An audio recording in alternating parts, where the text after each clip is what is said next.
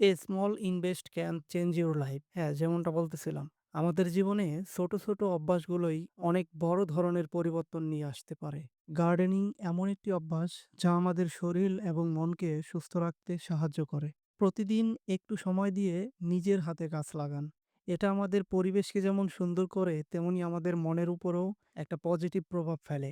Gardening আমাদের মানসিক চাপ কমাতে সাহায্য করে এবং এটি আমাদের দৈনন্দিন জীবনে অনেক বড় ধরনের পরিবর্তন নিয়ে আসে।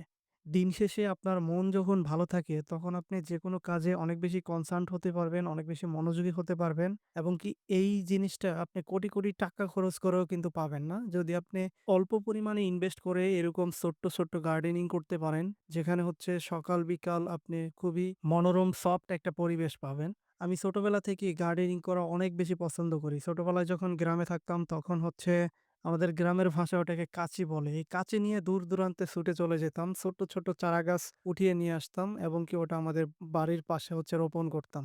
সেভাবে অনেক গাছ লাগানো হয়েছে ছোটবেলায়। সেভাবে ছোটবেলা থেকেই গাছ লাগানোর প্রতি একটা নেশা জন্মেছিল আমার। বড় হয়ে যখন শহরে চলে আসি তখন আসলে ঐরকম সুযোগ, ঐরকম জায়গা, ঐরকম পরিবেশ কিন্তু আর নাই, যেটা চাইলেও আসলে করতে পারি না। তারপরেও ভিতরে এই যে ছোট্ট একটা বারান্দা দেখতে পাচ্ছেন, এখানে অনেক প্রকারের গাছ আছে। ছোট্ট ব্যালকনি যেখানে অনেক গাছ লাগিয়েছি। প্রতিদিন সকালে এখানে আসলে মনটা আসলে ফ্রেশ হয়ে যায়। মাঝেমধ্যে সন্ধ্যার পরে এখানে বসে ল্যাপটপে কাজ করি, তখনও ভালো লাগে।